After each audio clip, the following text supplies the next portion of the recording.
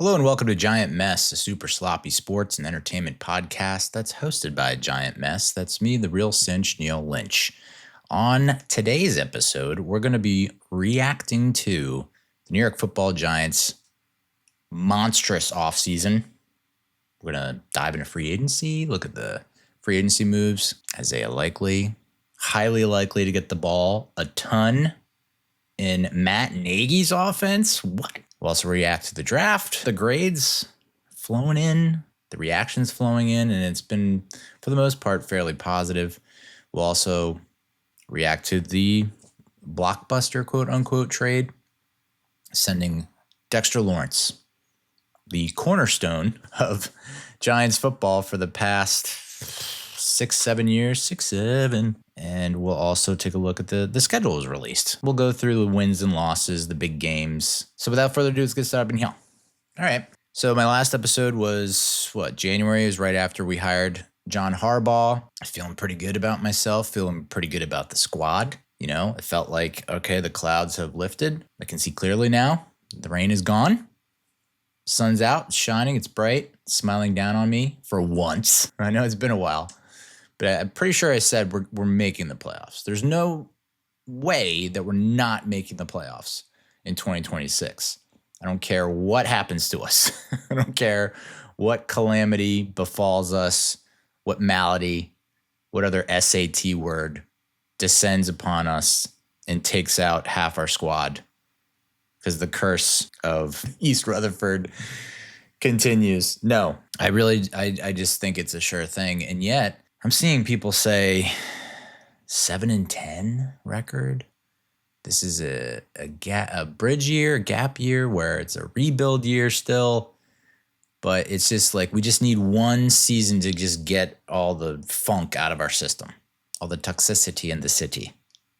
You know what I'm saying? Wake up, put on a little makeup, that kind of thing. Feels like people are still not, like Giants fans, for the most part, I think are on board with what's going on. I think for the most part, we've all given a stamp of approval to the moves that have been made in free agency, in the draft. I'm sure it's a little more polarized when it comes to the Dexter Lawrence trade. But the moment that he started asking for a trade, I was like, all right, all your suspicions about does he really want to be here, all that came to the forefront and was like kind of confirmed the suspicions. You just see his demeanor, and the losing takes a toll. And we'll see, we'll get into it, but we'll start with the coaching staff. The foundation of any good team. Doesn't matter who you got on the field as long as you got a great coaching staff, right? I'm not super crazy about the coaching staff that we've assembled. I think the name Matt Nagy has a little bit of a stank on it, just based off of his 3 or 4 year head coaching stint with the Bears. But you do look at some of his other numbers when he was an OC with the Chiefs, and it's a top 5, top 10 offense, with the exception of last season. And people were pointing fingers at, is this the end of the Chiefs' reign? Mahomes doesn't have the weapons, doesn't have the protection. Travis Kelce's kind of, in decline. But, kind of hard to muck that up if you're Matt Nagy. Did he bring out the best in Patrick Mahomes? I mean, I'm just speaking from what I saw from the Netflix series Quarterback and seeing how Mahomes reacts to Nagy. It's almost like Nagy, I could be completely misreading this, but it just seems like he's not there. Mahomes knows what he needs to do, and maybe Nagy's just there to kind of wrangle him, act as like the guardrails, calm him down when he gets too amped, bring him up when he's too down. It didn't feel like he was, and documentary series like that, they don't want to show their cards, right? They don't want to show their hand. And so they're not going to get into a lot of the nitty gritty about what Nagy's actually saying and doing with Mahomes to get him right. But it still felt like just looking at their interactions, it didn't feel like, oh, this is, Mahomes.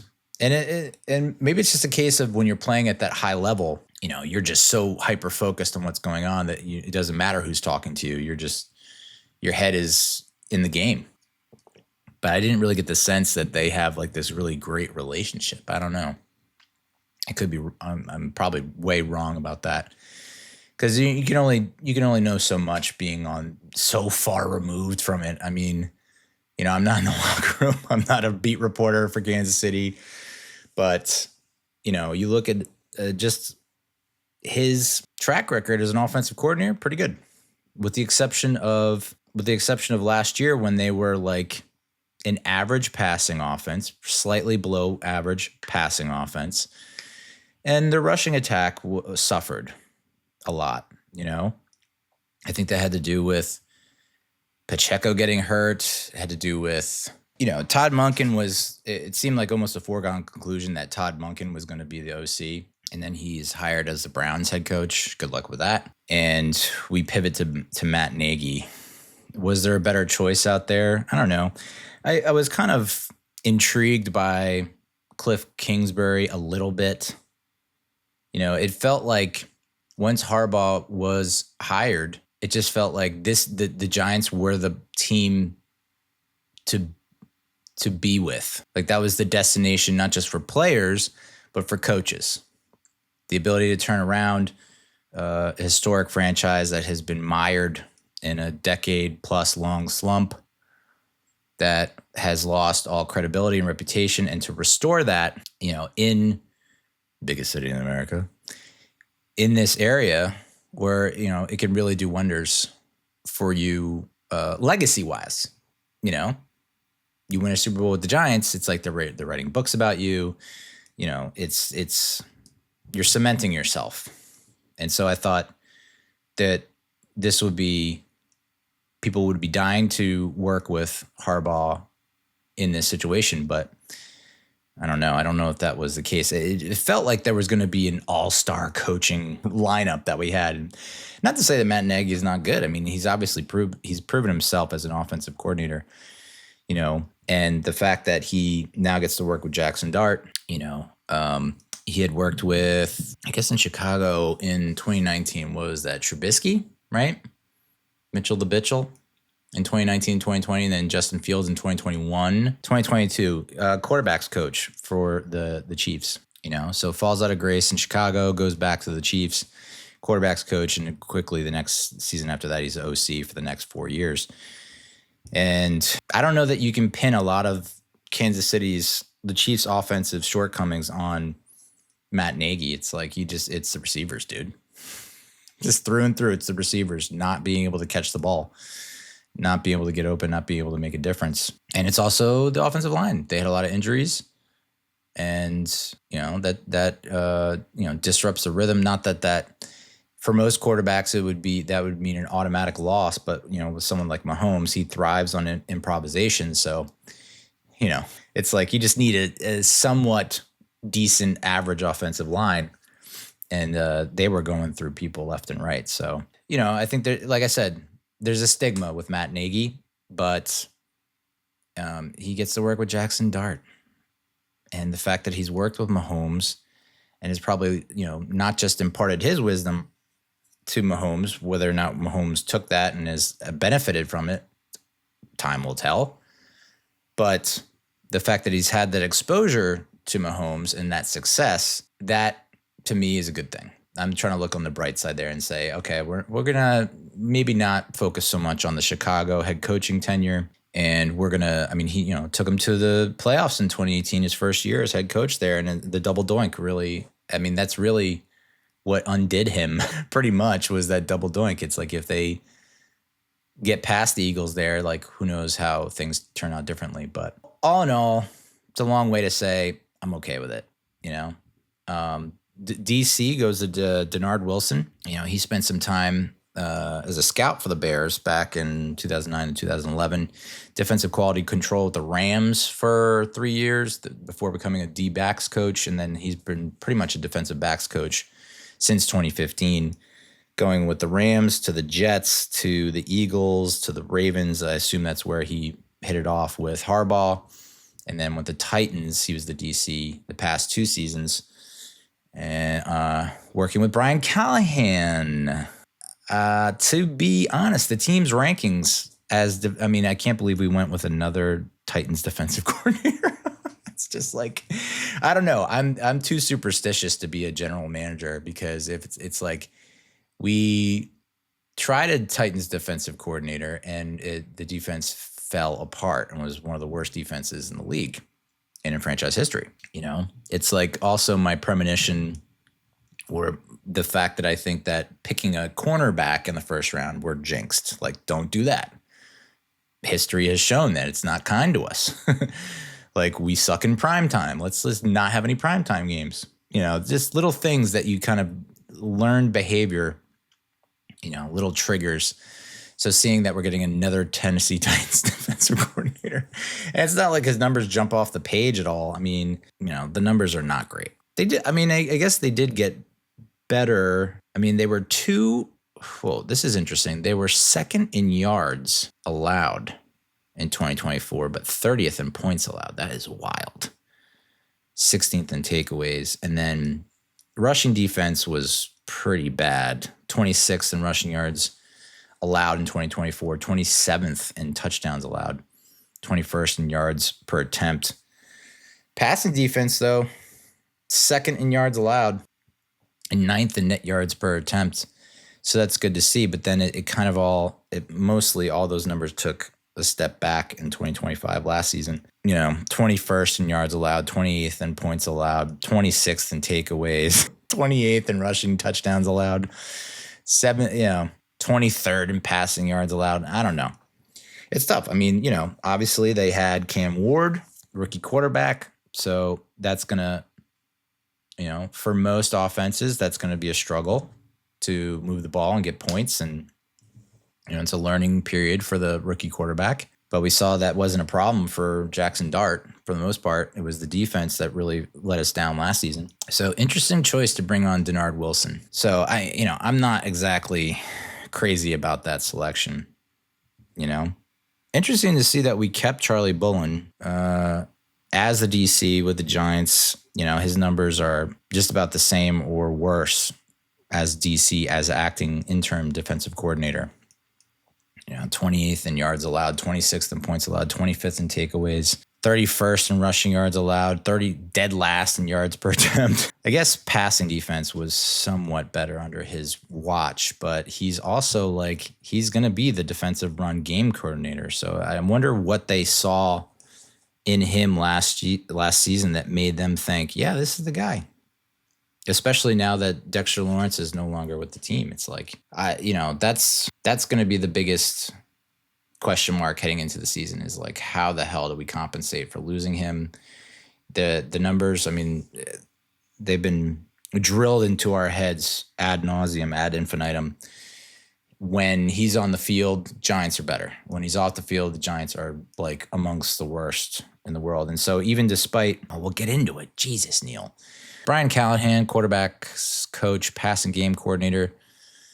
Interesting that he would go from head coach to quarterback's coach, pass game coordinator. Got his first job in the National Football League as a coaching assistant with the Broncos in 2010 at the age of 26. Stayed with the Broncos until 2015. Quarterback's coach for the Lions for 2 seasons before going to the Raiders for a hot minute.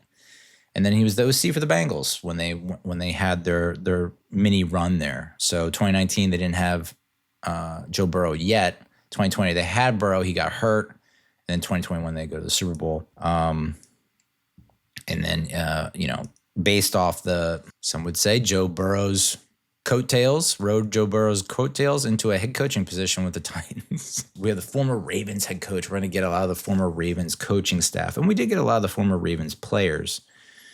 But I didn't expect to have so many key coaches from the Titans. It's like, what did we see in them? Was it really just a lack of talent? So interesting there. You look at Callahan's team ranks when he was OC with the Bengals. 2021 and 2022, they were top 5, top 6, top 10, pretty much across the board. So, and Tennessee, we don't need to get into that. And then Greg Roman, senior offensive assistant. Greg Roman has been in the NFL as a coach since the age of 23. in 1995, where he was the defensive quality control QC position with the Carolina Panthers. He was with the Panthers until 2001, ascending to assistant offensive line coach. He then moved to the Texans, where he was a tight ends and quarterbacks coach. He worked with the Ravens as assistant offensive lineman before John Harbaugh got there. Actually spent a year as OC of Holy Spirit High School in New Jersey. And then he was assistant coach at Stanford for a couple of years. OC for the 49ers during the Colin Kaepernick run with Jim Harbaugh, 2011, 2012, 2013, 2014. Offensive coordinator with the Bills in 2015 and 2016, when I believe it was Tyrod Taylor was the starter there then. And then moved on to the Ravens in 2017 at the age of 45. Was with the Ravens until 2022 as the offensive coordinator. Took a year off and then was the OC for the Chargers the past 2 years. Chargers, I mean, the Ravens had one of the top offenses since 2019, largely because of Lamar Jackson. So I think maybe, is Greg Roman responsible for a lot of that success, or is that Lamar Jackson's work? And then with the Chargers, it's basically Justin Herbert. My God, marijuana affects the memory. Justin Herbert. That's another case of is Justin Herbert. I mean, last season, I think Justin Herbert really carried the Chargers a long way because he just did not have, he got smoked. He was getting rattled back there. Offensive line was down. I mean, we beat them, but you have to remember they were down a bunch of offensive linemen when we beat them. And that pretty much was the case throughout the season. So kudos to Herbert for being able to, and I guess you could, credit where credit's due. If Herbert's pulling rabbits out of hats, true, but then you have Greg Roman probably adjusting the game plan to help him out. So, someone of that ilk, 54 years old, been in the league for a very long time. Good to have him on the staff. Glad to have Greg Roman here. Yeah, I mean the run he had as offensive coordinator with the Niners, the first 3 years, epic. Top 5 overall, and then the rushing offense is really what to focus on because they did not pass the ball well with Kaepernick. 31st in attempts, or dead last in attempts. So next to last or dead last in attempts. Bottom of the barrel in terms of passing yards and passing touchdowns, but it was the rushing offense that really, and that's John Harbaugh's MO, right? Get the run game going. If we can get the run game going, when we get a good run game going, that's when we win games. When we have to throw the ball 40, 50 times a game with, especially with Jaxson Dart, that's probably going to result in a bunch of INTs, and that's not going to result in a lot of W's. So yeah, I mean, you look at the rushing offenses that Greg Roman has been a part of as OC. I mean, it's outstanding. I mean, from 2011 to 2016, he had the top in terms of rushing yards and rushing touchdowns. But from 2011 to 2016, the rushing offenses that he oversaw as offensive coordinator, my God, we're talking about only 2 seasons they were not in the top 3 in terms of rushing attempts, rushing yards, and rushing touchdowns. And that continued when he was OC with Baltimore and Lamar Jackson. So you can kind of start putting it all together. Like, this guy is going to help a running game. Greg Roman is instrumental for helping a run game. It's what Jim Harbaugh tried to install in Los Angeles. He was like, we're going to run the ball. We're going to run the ball. We're going to run the ball. And they, the Chargers have benefited and have won and gone to the playoffs back-to-back seasons with Harbaugh as head coach based on the success that the run game has had. Now, the run game took a step back. It's not exactly where Greg Roman's teams are usually at in terms of team ranks, but it's still like average to above average, But I mean, holy shit, dude. I get very excited looking at these stats from 2011 to 2022. We're talking top 5 rushing offense. So that's going to be fun. Because the fact that we have Tyrone Tracy, Cam Scatterbo, Patrick Ricard now, we'll get into that. Very excited. And, the offensive line got a little, not a major overhaul, but it's I think with what is it called? CC Francis Malagua. And it just seems like that's going to be, we're going to focus on running the ball. And you saw it when we ran it down the throats of the Eagles and we had really successful running games, we won the game. Well, we might as well dive into free agency. Let's dive Scrooge McDuck style into this pool of what hopefully will be a lot of gold coins. First and foremost, we had to talk about the release of Bobby Okereke. I think a lot of people saw this coming. A lot of people advocated for it. He's voted for a captain each. He's voted a captain in each of his 3 seasons with the franchise, which that is like a dime a dozen with the Giants under Brian Dable. It just feels like they just keep adding more and more captains. And it's like, why do we have 12 captains?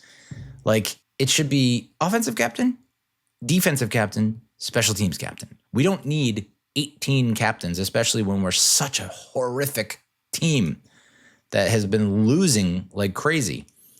So he's originally a third round pick by the Colts in 2019, signed with the Giants, free agent in 2023, started all but 5 games during his tenure, finished 2025 with 143 tackles, the 4th most ever by a Giant. Only player in franchise history to post 140 or more total tackles in multiple seasons. He was the 2025 club winner of the Walter Payton NFL Man of the Year award. And a back injury caused Okereke to miss the final 5 games of the 2024 season. Man, that 2023 season, I know he kind of, was flying under the radar for the first part of the season, but then really came on strong, was playing through like broken ribs. Should have been a Pro Bowler, should have got some more nominations or nods there, but it just felt like in terms of being a difference maker, like you look at that number and you say, holy shit, 140 tackles. But it's like, were they tackles that were making a difference? And I think that that's the point I made is like, you can't just look at the total tackle account and say, oh, look how many tackles he had. Because it's like, okay, where is he making the tackle? Is this an impact tackle? Is he making it behind the line of scrimmage, at the line of scrimmage, or is he making the tackle at 3 yards off the line of scrimmage and then, tackling the guy and it's another yard?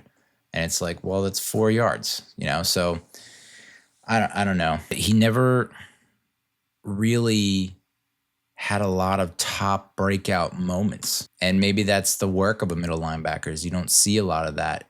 It's all, a lot of it's not tangible or intangibles, but man, it just didn't feel like, literally the last great to good middle linebacker that we had was Antonio Pierce. And it felt like Okereke was knocking on the door and could have been that guy, but I don't know what happened. I don't know what happened. I don't know if it was the injuries or what, the dynamic or what, but I still vividly remember him just like it felt like he kind of gave up on a play against the Buccaneers in 2024, I want to say. So, you don't want to question a guy who played with broken ribs in 2023, but it seems like, and it's the human condition, right? I'm going to continue to sacrifice my body and put my body on the line for a team that is just not going anywhere and is just continuing to suck. Coming from a Colts team that was sucking as well. So losing takes its toll. So I don't even know where he ended up. Let's take a look. His middle name is Nana. Nana. Yeah, I don't know. I'm not seeing where what might end up happening is he might be a late signing post June 1. I think you're going to see a lot of post June 1 signings and whatnot. There must be something going on there. James Hudson was released. My God, one of the worst free agent signings in franchise history, which is something considering how unfortunate and how unlucky and unsuccessful we have been in free agency for a very long time. So get to move on from him. We re-signed Gunnar Olszewski. Hell yeah. I was a major proponent for this. I think he brings a level of stability to the punt return game. And it's not just like, thank God we found a guy who knows how to fair catch and catch the ball. Like he probably could have used 1 or 2 more fair catches last season. He got decimated against the Patriots, I think it was. But you see him even as a receiver. He was giving us more than a lot of the guys that are like, that's their job. Like Gunnar Olszewski is punt returner. That's his job. And he can play wide receiver. The fact that he was outshining a lot of our wide receiver 2, wide receiver 3, wide receiver 4, like basically all of them towards the end of the season, it was like, all right, maybe just hold on to this guy. And you know what? I'm hoping that they use him more, but we did sign a couple more receivers in free agency, so we'll get to that. We waived Anthony Johnson Jr. We re-signed outside linebacker Caleb Murphy. Didn't know he was even on the team. We released Jamie Gillian, Jamie Gillen, Scottish Hammer. Feel like he deserves a Viking funeral. Spent the last 4 seasons with the Giants, where he played 63 games, averaged 45.5 yards on a 280 punt attempts, including 105 inside the 20. Played his first 3 years with the Browns, 44 games across 3 seasons. He punted for almost 7,000 yards. So, yeah, I mean, that's I'm totally okay with that. I think, listen, he got a bad rap. I think that he had a handful over the course of his career with the Giants. He had a handful of really bad games that borderline cost us games, which as a punter, you can't lose. You can't be the reason we lose games. See Matt Dodge. Matt Dodge could boom the ball, and then he had the miracle of the Meadowlands too, and it was like we couldn't rebound from that. So, and then I think we ended up with Steve Weatherford that next year, Super Bowl. So, you know, punting matters. I know that I have a lot of friends that say like kickers don't matter, punters don't matter. Like punting is so. You think about the 2007 season, the 2011 season. You think about even 86 or 90 with Sean Landetta. You know, Jeff Fiegels, Weatherford. These are guys that are not going to have. They don't have like crazy good numbers, but man, they can punt the ball in a position where you are limiting the damage in terms of returns, coffin corners. Like, it's just such a huge instrumental part of the game. And like, I don't know that Jamie Gillen, it's like, yeah, you're getting the punt inside the 20, but we need it inside the 10. We need it inside the 5. We need to pin these assholes. And not that our defense would do anything with that.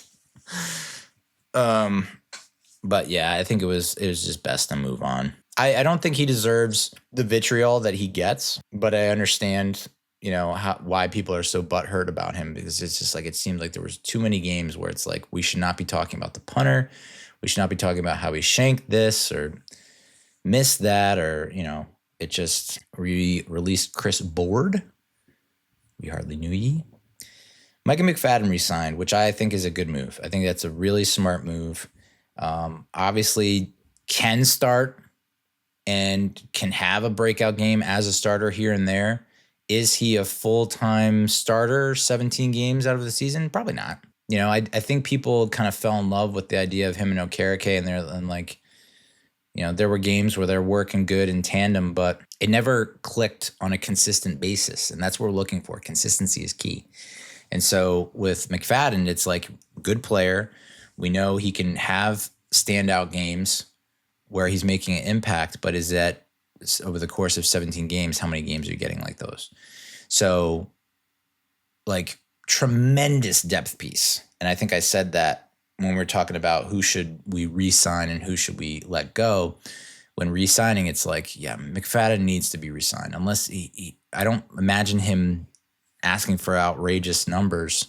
I think that's the kind of guy that you want as a depth piece. And I was sad to see Dane Belton walk, because I really thought Dane Belton is a guy that is quite, maybe not on the same level as McFadden, obviously, but in that same ilk of like, this is a guy that's not a starter, but can start in a pinch and play, and there's not a tremendous drop off, but I don't see him as the full-time starter. So I was sad to see Dane Belton go, because I wanted him back. We re-signed Isaiah Hodgins. Hodgins is another guy where it's like, do you guys want me or not? Do you like me or not? It just seems like, yeah, I mean, he was claimed off waivers in 2022, you know, helped us win our first postseason game since Super Bowl 46. And it looked like, okay, we got a guy that's a big body that can make the tough catches, and then just fell off everyone's radar. Like, I don't know what he did to Dable, but it's just like Dable didn't want him anymore. And, you know, and then we had to go back groveling to him and be like, please return because all our receivers are hurt. We re-signed Evan Neal. Evan Neal re-signed. That is like, you want to talk about the most shocking moves in NFL history. Evan Neal, resigning Evan Neal. I mean, it's $1 million. I think it's only $1 million or something like that. It's like the absolute like minimum that you can get for a guy that's in his 6th year. 7th overall draft pick. Started 27 games, all at right tackle. Former Alabama All-American, all started 2 postseason games, came in his rookie season. Neal did not appear in a game last season after switching positions to right guard. But there's still some people out there who feel like guard is where he belongs. And with Runyon's contract coming to a close, that feels like maybe that could be a move because you now have Francis, the praying mantis, coming in to probably start at right guard where Greg Van Roten was, GVR, the past couple seasons. Is Evan Neal, can Andrew Thomas bring out the best at Evan Neal at left guard? I don't know. Probably not. We got a kicker. Hell yeah, we got a kicker. Jason Sanders. Looks like he could be, he could be at the water cooler on Monday. He could be like, yo, Jason, what's up? Are you the kicker for the Giants now? Yeah, dude, I don't know what happened. I don't know. I kicked the ball on TikTok and now here I am. That's who Jason Sanders looks like. He's appeared in 116 career regular season games with the Dolphins, climbing to number 3 in franchise history with 826 points. 84.6% field goal percentage is the highest in Dolphins history, and his 221 field goals are second only to Alindo Mare. He missed the entire 2025 season due to a hip injury and was released last week before free agency started in March. In 2024, Sanders broke the Dolphins' record for most consecutive field goals made with 27. Previous mark was 22, also held by Sanders. He made 9 consecutive field goals from 150 yards or more. That's some Michael Vick shit. 50 or more yards, the longest streak in the NFL at the time, and second longest in team history. I should repeat that. He made 9 consecutive field goals from 50 plus yards, the longest streak in the NFL at the time. He was named first team All-Pro in 2020 after setting the Dolphins record with a 92.3 field goal percentage. Also broke the franchise and NFL record with 10 PATs in a single game on September 24th, 2023 versus the Denver Broncos. That's when the Dolphins put up 72 points, I believe, 72. And he's been named the AFC Special Teams Player of the Month 5 times while picking up 6 weekly awards. So very excited to have Jason Sanders in the mix. We don't have to deal with Graham Gano's bullshit anymore. We don't have to deal with Younghoe Koo. By the way, Younghoe Koo, it came out that he saved a guy's life or something. Like basically this dude, I don't have the details, but I kept seeing it on my timeline. Like it just came out last month, I think. But this dude, Giants fan, watching the Giants-Patriots game, Monday Night Football, when Younghoe Koo had that ridiculous where he just does the stutter step and then just drives his foot into the ground, doesn't kick the ball, made this guy laugh so hard that he had a stroke. They took him to the hospital and discovered a tumor. I guess they removed the tumor or something, and he's doing all right. But like Younghoe Koo saved this guy's life by being such a shitty kicker. Truly an amazing story. Jermaine Illuminor resigned. Hell yeah. Illuminor's return also marks a reunion with John Harbaugh, whose Ravens originally selected him in the 5th round of the 2017 NFL draft. He was named to the Pro Football Writers of America All-Rookie team in his first 2 seasons with Baltimore. Started all 16 games, which he played for the Giants in 2025. The Giants last season ranked among the top 5 in rushing touchdowns, rushing yards, rushing first downs, and runs of 20-plus yards. Of course, you do have to take into consideration that a lot of that was Jaxson Dart and a lot of that was not designed. It was him scrambling, but I still like the direction we're going. It's better than not being in the top 5. 22 rushing touchdowns are the 3rd most in franchise history. And so I very happy to have him back. I was, I don't know that it was ever really in doubt. It was just a slight tinge of concern. Like, are we really going to fuck this up? This feels like a layup. The guy, Illuminor, has been a Giants fan since he was a kid. Like, I see, in social media, you can't judge a book by its cover. Who knows what's going on behind the scenes? But he doesn't have to post what he does on social media. If you follow him on X or on Twitter, he's always defending the Giants. He's always supporting the Giants. He's always, trying to motivate the fans. It just seems like he's in it and he wants to make a difference here. He could have very easily come out guns firing after he was signed the first time in free agency. And after a shitty year in 2024 and a shitty year in after these crappy seasons, he could have stopped posting he just seems like he wants to be here and he wants to make an impact. And he didn't rake us over the coals by demanding crazy amount of money, which he probably could have, knowing that the Giants are in such a tough situation with the offensive line. We've struggled with it for so long, and he's finally provided some stability there on the right side. He could have held them over a barrel, but he didn't. And so thank you, Jermaine, and hopefully we can reward you with a playoff run and maybe a trophy. Do you like trophies, Jermaine? Tremaine Edmonds. We go from Jermaine to Tremaine. Tremaine Edmonds. What was the name that I threw out there before? Definitely not the right. I think I said Tremaine Johnson. Definitely not the right name. Linebacker Tremaine Edmonds made 2 Pro Bowls with the Bills in 2019-2020. Was released by Chicago after spending 3 seasons there. Started 119 games over 8 seasons, recording 900 tackles. 43 for loss, 14 picks, one of which he returned for a touchdown, 59 passes defended, 24 QB hits, 8.5 sacks, 4 forced fumbles, and 2 fumble recoveries. 6'4", 251. By the way, we got some big inside linebackers, dude. That's what eases the sting of losing Dexter Lawrence is okay, we're not going to be able to replace him. With one guy or 2 guys or 3 guys. And believe me, we have now signed a slew of defensive linemen to just chuck in there and be like, give it your best. What gives me a little bit of confidence, it doesn't make me hate our run D as much, is having a big body like Tremaine Edmonds standing next to a big body in Arvell Reese. Those are 2 big bodies that they're not going to, I don't know. I just get this feeling like they're not going to get dominated by offensive linemen.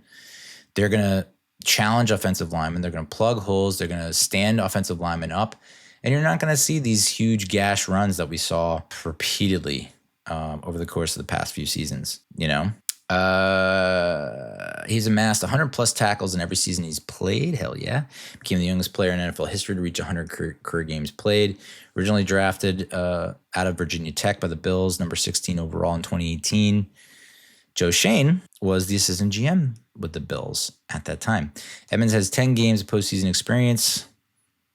So I like the signing. I like that he's a big body. You do have to, when you do have big bodies like that, I think the one, not to be a negative Nancy, but one of the things that you do have to kind of keep in the back of your head is if you start to get into I guess we kind of saw it last season with the Giants defense. I don't know if they got winded or what, but it just feels like they lost all kinds of gas in the second half of games. So when you have a big body, 2 big bodies next to each other like that, it's I have a feeling, you got to get off the field. Just get off the field, dude. And you can't be on the field for that long because, you get worn out and then that's when the floodgates open. So I like the signing. I knew, it's not, I don't think I'm expecting crazy things from him. I'll take 100 tackles from him. Thank you very much. That would be great. And a bit of a bigger body than Okereke. So I just like having big bodies, dude. I just love it. And, just plug some holes, bro. Plug some holes. Giggity. This is one of my favorite free agent signings, and it gives me so much joy and pleasure and excitement to think about our run game. Having a Luminor back, drafting Francis Malulogua, getting Greg Roman in the building. It just feels like we are setting up to have, I would be shocked if we don't have a top 10 rush offense this season. That would have to mean that so much has gone wrong. Like it feels like if there's a future, bet it. We're going to be a top 10 rushing offense. I mean, just close your eyes for a second. Okay. Let me take you away. This is where I would pipe in some, music that is free to use. I don't have to license it. Where it's very serene. You're on a beach. The sun is setting. You hear the gentle lapping of waves on the shore. And then you hear the cracks of pads as Patrick Ricard decimates and pancakes an inside linebacker. And then Cam Skattebo peels off of that with the ball, takes down another linebacker, touchdown. Goal line offense is short yardage situations on third down and fourth down, no longer an issue. Goal line offense should no longer be an issue with Patrick Ricard and Cam Skattebo. Just cannot be an issue anymore. I mean, you think about all the times that we would get down inside the 20 over the past how many years, and we could not punch it in on a consistent basis. But with Ricard and Skattebo, dude, it's like, I get giddy thinking about it. He joined the Ravens as an undrafted free agent in 2017. He spent 9 NFL seasons, all of them with Baltimore, with head coach John Harbaugh. 6'3", 300-pound fullback. That's not a typo. I did not misspeak. I'm reading it clearly. 6'3", 300. It's a big body. I love big bodies. Been named to 6 Pro Bowls, selected as an All-Pro in each of the last 3 seasons, including first-team All-Pro in 2025. He began his career splitting between fullback and defensive tackle. I mean, you think about like Brandon Jacobs, and I know we got so excited.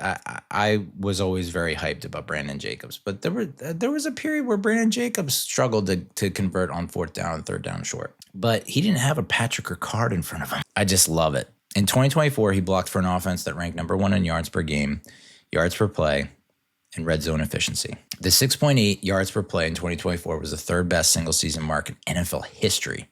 Baltimore run game also averaged a league best 187.6 yards per game and 5.8 yards per carry, the best figure in single season NFL history. The Baltimore rushing attack topped 100 rushing yards in 43 consecutive games from 2018 to 2021, tying the longest streak in NFL history. And I'm so confident that is going to happen for the Giants under John Harbaugh.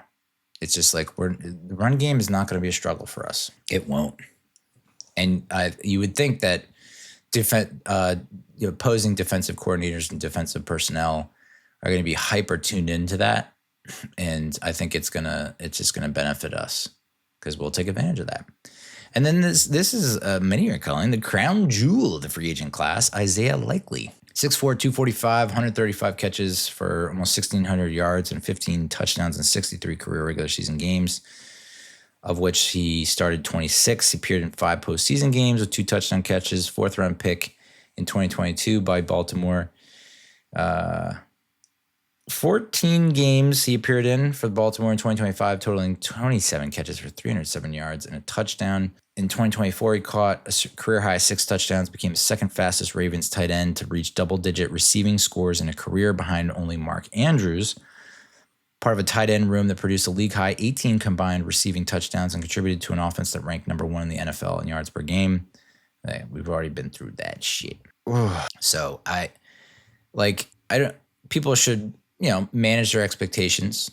He's the tight end 1, but with Theo Johnson, I think that's what I'm most excited about. Is an awesome duo, and the fact that John Harbaugh has has made it clear that he's going to focus on the run game, and when the run game goes, we go, and that's how we win. That's how we succeed. You're going to probably see a lot of 2 tight end sets, and what's beautiful about that is both of them should catch the ball. Theo Johnson, that's part of his allure and his appeal when we drafted him is like he can catch the ball.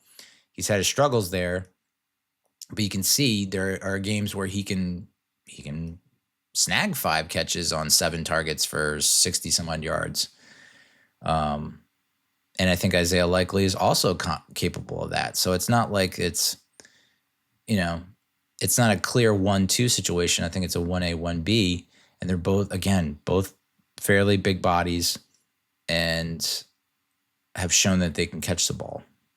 So I love it. I love it, dude. Became the first rookie tight end in Ravens history to post a touchdown grab in back-to-back games.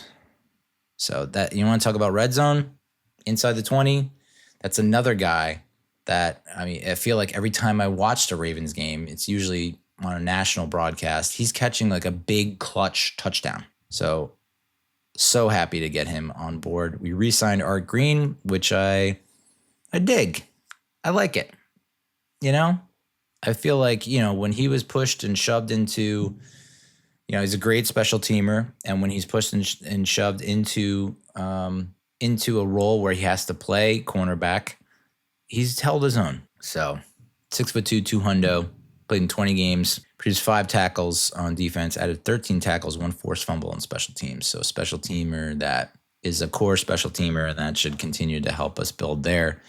We signed safety Ardarius Washington, 5'8", 180. He spent the last 5 seasons with the Ravens, played 29 games with 11 starts, totaled 85 tackles, 7 for loss, 3 sacks, 7 QB hits, 2 forced fumbles, 2 interceptions, and 10 passes defended. Hell, yeah, that's a lot more than what our defensive backs have done. You look back at like all the defensive backs that we've had since 2021. It's like, I don't think there are a lot of guys that are putting up those numbers. So, he played all 17 games and made 10 starts for Baltimore in 2024, probably his best year. So, excited to have him in the building, wearing an interesting shirt while signing the contract. It says raspberry. Okay. We re-signed Aaron Stinney. He did all right. 6'3", 312. That's fine. Greg Newsome the second, cornerback, former Brown, former Jag, 6 foot, 192. He was the 26th pick in the 2021 NFL draft. Finished the first NFL season with 9 pass breakups and was named to the Pro Football Writers of America All-Rookie Team. Best overall campaign was in 2023 when he played in 14 games, registered career highs in interceptions, passes defended, and tackles for loss. He was traded to the Jaguars at the trade deadline last season and went on to play 12 games, recorded 29 tackles, 1 pick, and 6 passes defended, which, if you're the Jags, I guess that's why they didn't decide to re-sign him. But this is what we're dealing with here. You don't necessarily want – I think it's a 1-year, $8 million contract. So it's not like we're breaking the bank to bring him in and forcing him to start. I think it's just like, let's just get some talent in the building. Let's get talent that's better than what we currently have. And let's press Deonte Banks and drafted Colton Hood. So, bring in guys that are going to be competitive and hopefully can turn around the secondary. Ridiculous hat that he's wearing signing this contract. I'm looking at Giants.com and it's not a great look, but hopefully he's just his game is better than his contract signing picture. Punter Jordan Stout. Stout is the second member of the Ravens 2022 draft class added with Isaiah Likely. Was named first team All-Pro, making his first Pro Bowl in 2025, 4th season in the NFL, led the NFL in net punting average last season and 3rd in gross punting average. Appeared in all 68 games over 4 seasons, exactly 100 punts down inside the 20. 7 more in 5 postseason appearances. In 2023, he set a franchise record with an average 47.8 yards per punt. So very excited about the upgrades at the punter and kicker positions. We should no longer be worried about our kicker or our punter going into games in 2026, which is insane that we've had to worry about that for 3 seasons now. 3 seasons we'd had to worry about that, where it's just like, oh, Gano hurt himself in warmups again, and now we don't have a backup kicker. Now our punter's kicking, and now our punter got hurt. And now a hot dog vendor is booting the ball. Zaire Barnes, linebacker. We re-signed him. I remember he made the start against the Pats in Week 13. Game high 13 tackles and a sack. 6 foot, 232. So, again, a good depth piece. Showed that when thrust into the spotlight can perform. It's not like he crumbled under the pressure. Wide receiver Calvin Austin III, originally a 4th-round draft pick by the Steelers in 2022. Whoa. He amassed 84 catches for 1,100 yards and 8 touchdowns in 2022. Is that right? No, that's over 48 regular season games. Come on, Neal. Learn how to read. What is this, a center for ants? 11 rushing attempts for 57 yards and another score. 5'9", 162 seasoned punt returner, which he had that, punt return for a touchdown against us in 2024. He was the only player in the NFL with a touchdown catch of at least 50 yards and a punt return touchdown of at least 70 yards in that 2024 season. So speed kills, right? So I feel like we have a nice, good mix of guys that are, it's a little smaller in stature, but are quick as shit. And then we finally got some big bodies. I think Hodgins is a big body that you can count on. Malachi Fields, one of our draft picks out of Notre Dame. He's a big body. So we're getting a diverse array of receiving targets. So curious to see if he's going to continue to return punts. That's going to be the main competition, I guess. It's Calvin Austin III and Gunnar O, to battle for the punt return position. But to have them both back there for kick returns is nice. But, you are going to have to think about, in terms of the roster on game days, to have 2 punt returners, 2 kick returners could be tough to pull off. I don't know that many teams have that luxury. So Jason Pinnock came back in the building after spending a year with the Niners, I believe it was. So again, broken record, dude. Turn the page. But this is another guy who played okay. You don't want him to be the starter all 17 games, but you're comfortable with him stepping in for a game or 2 or 3,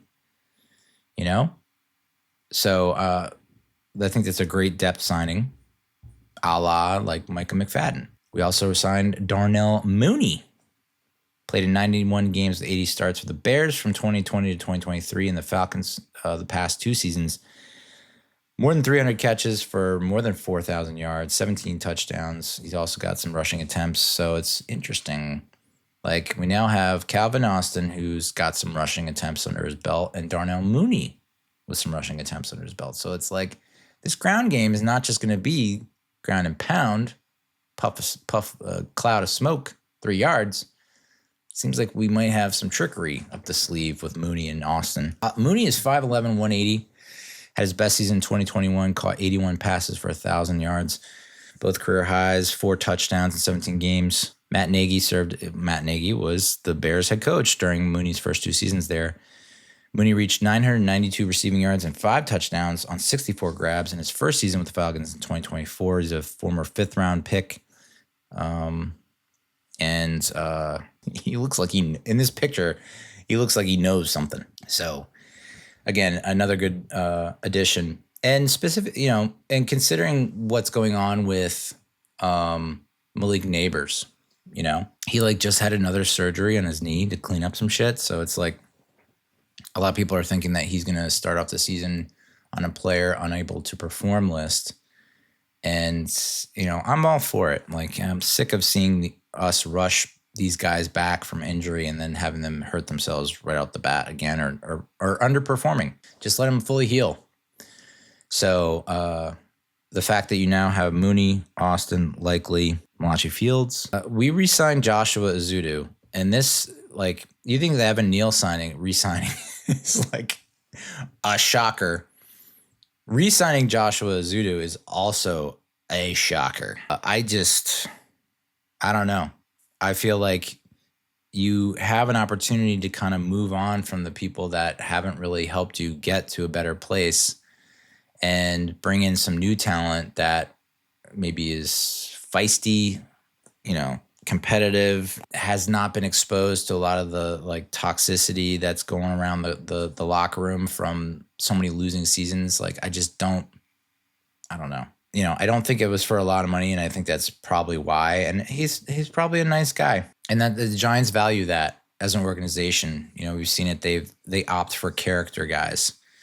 And so Zudu and Neal, despite what Neal did, was it 3 seasons ago, calling out the fans, like, it seems like they're just character guys, like good guys to have that are smart and perhaps, I don't know. I just feel like I would have pulled the plug on both of them. It's just me, the D-O-double-G.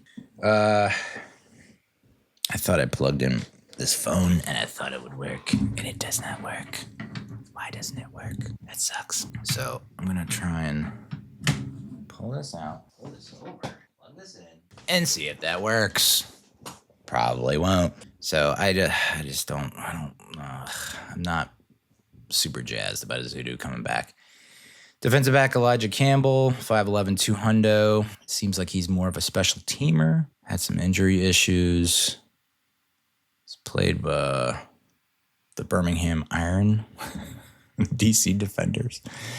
Defensive lineman Sam Roberts, 6'5", 300. He won the 2021 Cliff Harris Award, which honors the nation's small college defensive player of the year. Okay. Long snapper Zach Triner. 85 regular season games over the last 7 NFL seasons. 81 with the Bucks from 2019-24. 3 games with the Dolphins in 2024. 1 with the Commanders in 2025. Also spent time with the Jets, Packers, Broncos, Seahawks, and Falcons. Okay. Triner will look to replace Casey Kreider, who signed with the Cardinals after spending the last 6 seasons as the Giants' long snapper. I mean, Casey Kreider, for the most part, was good, right? I don't feel like we ever really called him out and said, oh, no, this dude. Oh, no, hell no, this guy ain't got it. So, I don't know. Linebacker Cam Jones played 44 regular season games for the Chiefs and the Jets over the past 3 seasons. 24 tackles on defense, 17 more in special teams. So that's another special teams addition.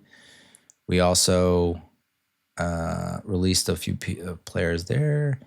Signed offensive lineman Lucas Patrick, 6'3", 313. Played in 113 games with 65 starts since entering the NFL in 2017. Spent time with the Packers, Bears, Saints, and Bengals. Started 28 games at center, 19 at left guard, 18 at right guard. He allowed just 8 total sacks on more than 2,600 pass block snaps across his 9 NFL seasons, according to Pro Football Focus. So, again, that's just some more competition at the guard position, or maybe at the center position. I think that's where, they need someone to push JMS. JMS is just, he needs a push. He needs someone to compete with him, and I think Lucas Patrick is it. Although we had a guy last season who stepped in and performed fairly well when JMS was hurt. Was it Schlottman? So I'm interested to see where he ended up. Ryan Miller, wide receiver, has been re-signed. Offensive lineman Daniel Falele.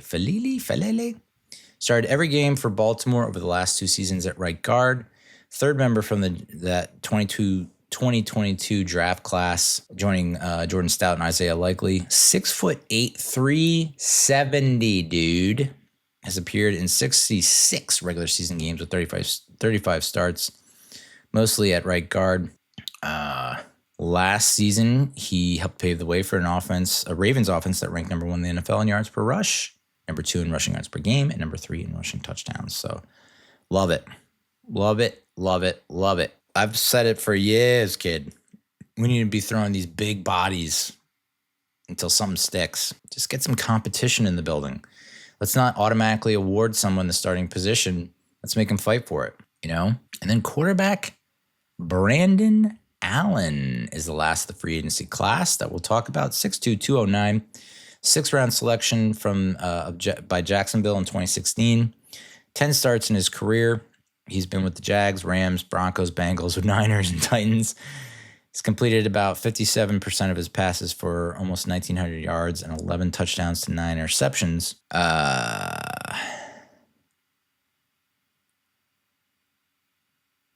He has spent time with Brian Callahan when Callahan was with the Bengals. And Allen also played for Callahan when he was head coach of the Titans last season. So this is, there's a method to the madness. Callahan is hired as coach, QB coach. He says, I know exactly the guy that we need to bring in the building. We have Jaxson Dart. We have Jameis Winston. That's his Irish cousin who's got a bit of a drinking problem. Cliche. So it makes sense that we would bring over Brandon Allen. I remember kind of thinking about maybe drafting him in 2016. He caught my eye for some reason. I thought some people had mocked him to the Giants at some point, but alas, it was a long, winding road, but here he is. A Manning Passing Academy counselor as a senior in 2015. So I like the move. It's a third quarterback, emergency quarterback, has starter experience, comfort level with Callahan. It's all good. So that's Giants free agency. I think it's a lot of players signed, not anything that's really breaking the bank. Despite, it's like the Giants spent $40 million in offseason. It's like, yeah, but we spread it across a lot of players. It's not like we went all in on one player. I think the biggest contract was for Likely, and even that feels like it was below market value. And that's what's been, I don't know if that's Joe Shane's, credit Joe Shane, or if that's really John Harbaugh, who's getting the best bang for his buck. His ability to bring in Ravens players at below market value is a testament to the relationship he forged with them. So I think that's that's what's so clutch. And you thought, and I guess people thought that was going to happen with someone like Brian Daboll, having had success with the Bills, that he would be able to bring in that kind of caliber of talent, and it's. Not really. So, but, I love Ricard. I like Likely a lot. I do think at this point, pre-draft, post-free agency, you're still a little bit weary, right? About the defensive line. You're like, I still don't feel good about it. And then the Dexter Lawrence trade doesn't exactly boost your spirits in terms of how you think about the defensive line. When I heard that he requested a trade and then he skipped the off-season workouts, I was like, you know what? If you want to go, go. To me, it doesn't make sense that now he's going to throw up his arms and be like, I want out. It's like, dude, we just brought in one of the most successful head coaches in NFL history with an extensive track record of making the playoffs, a coach that is heads and tails and toes and bows above any other head coach we've had since you've been here, Dexter. And now you're going to walk, and now you want out? It's like, Jesus, man. From his standpoint, I don't get it. I think, all right, you're tired of the coaching changes. I get it, man. You're tired of the bullshit. You're tired of this people shoving hope down your throat. Hope floats, but it also sinks. So it's like, and hope kills. So I get it. You're done with the hope for this franchise. And maybe the Giants could have made better strides to retain him, but it's just like, I don't know. You picked now to demand the trade? Why didn't you demand a trade when we sucked in 2023? Instead, you signed a massive contract in 2024. We stunk. 2025, you had your worst season as a Giant. It's just weird that now you're going to opt to ask for the trade. Now's the time you want to be a Giant. Now's the time it's going to take off. And it might not be 2026 where you get where you want to go at the team level, but you're going to get there. You have to feel better about your chances. Instead, I don't know. I guess he really did want out. And if that's the case, then fine. Godspeed, my man. Harbaugh called Dexter Lawrence a cornerstone football player. Since the 2019, he's the only Giants draftee to make multiple Pro Bowls. He leads the team in games played, defensive snaps, sacks, pressures, and tackles for loss. As the team leader in Pro Football Reference's approximate value metric, and he's one of the best run defenders for defense that allowed the most yards per carry in 2025. Harbaugh called Lawrence a need. He only wanted two things, Dexter Lawrence: a raise and guarantees. He had no guaranteed money remaining on the 4-year, $90 million deal he signed. $90 million deal he signed in 2023, and the average per year pay, APY, ranks 12th amongst interior linemen. And, career-wise, he's a top 3. You want to be a dick about it? Top 5 interior defensive lineman in all of the NFL. But he's had zero help since Leonard Williams was traded. You could say that A'Shawn Robinson, when they were paired together, him and Dex were a good tandem and a good duo. And then we decided to move on from A'Shawn Robinson, and we thought Nacho was the answer. It's just like, okay. So yeah, it's like we weren't doing anything about the defensive line to support Dexter Lawrence and to help him with being one of the most double teamed defensive linemen in the NFL, the highest rate of being double teamed. And when you don't have someone else that's right there with you, yeah, it sucks. So I guess that might have been part of it, is like, yeah, I want the guarantees and the raise, but you're also not doing anything to help me out. Dan Duggan asked the question at the heart of the Giants' decision: was last season's underperformance the start of a decline for the 28-year-old, or an outlier for a player who had established himself as the best interior defensive lineman in the NFL? Judging by the Giants' history with the interior defensive linemen, they always go on. It feels like they mostly go on to bigger and better things. If they had success with the Giants, they're going to have equivalent success or even more success with other teams, which sucks. Although I think about Dalvin Tomlinson a lot. I'm like, man, I really wanted to keep him, but I don't hear his name a whole lot. But like Fred Robbins was a guy that like we let go, and he like turned out to be like, this kind of guy that plays into his mid-30s on the inside of the defensive line. So, Lawrence only had half a sack, 31 tackles, and 8 QB hits in 2025, which were career lows. As I mentioned, he had that lingering elbow injury, which was like an absolute mystery for everyone, especially during that Lions game. Double teamed at the second highest rate in the NFL last season per Next Gen Stats. We got a number 10 for him. I don't remember what the Jets got for Quinnen Williams with the Cowboys, but I think it was a first and a second round pick. I mean, I know I'm biased, but I think that Dexter Lawrence is better than Quinnen Williams.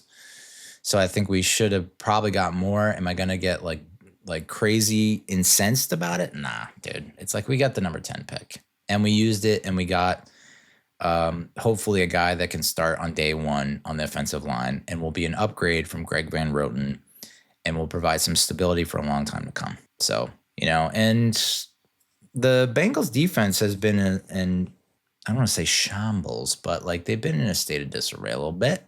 Trey Hendrickson's not coming back. They were like stonewalling him. And now, the Bengals are making moves to improve their defense for sure, but it's like, you're going to go to a Bengals team that offensively you got to feel really good about, right? With Burrow and Chase and all that. But defensively, you're not at the same level as you were in 2021, 2022, when they had one of the better defenses. So, I don't know. I want to say, like, I wish Dexter the best in Cincinnati. It's just like, I wasn't crazy about, I get it, man. I just wasn't crazy about how and I know you shouldn't judge a character or judge a person based on these post-game interviews when you just got your ass handed to you and you're just like, I just want to shower and go home, dude. I don't want to talk to all these old white dudes. So I get it. But it just didn't seem like he wanted to be here. It just felt very reminiscent of what I saw out of Saquon Barkley at the end of the 2023 season. It's just like, I don't understand how you can listen to this guy and watch this guy and think, oh, he's dying to be back here and he wants to be part of this organization. He wants to turn things around. It's like, it seems like, and I've been there personally when I'm working at some places. It's like you join the company, you join the team, you give it your all, 110%, and for an extended period of time, and then you don't see the results, and then you're not getting the same kind of output or effort from a lot of the people that are around you, that are surrounding you. And so you figure, like, this is a lost cause. And so he eventually ran into the same issue that I think Saquon did, where it's like, I don't think this organization appreciates what I've done for it. And I don't think they have the kind of, they don't want to invest in me. So from a human standpoint, I understand his saltiness when it comes to the Giants. It's just like, well, good luck with the Bengals. And I like the Bengals. That's one of my AFC teams, But I don't know. I mean, I do wish him success. It's just like, you pick now, dude. It's like, I could totally understand if you wanted to be traded in 2024, in 2025, because it's like, I can't believe we ran back this bullshit thinking that things would be different. This is the definition of insanity. But then 2026 comes along. It's like, we got this infusion of objectively good to great talent at the coaching level and at the player level. And now you're going to bail. Okay. So that's the Dexter Lawrence trade.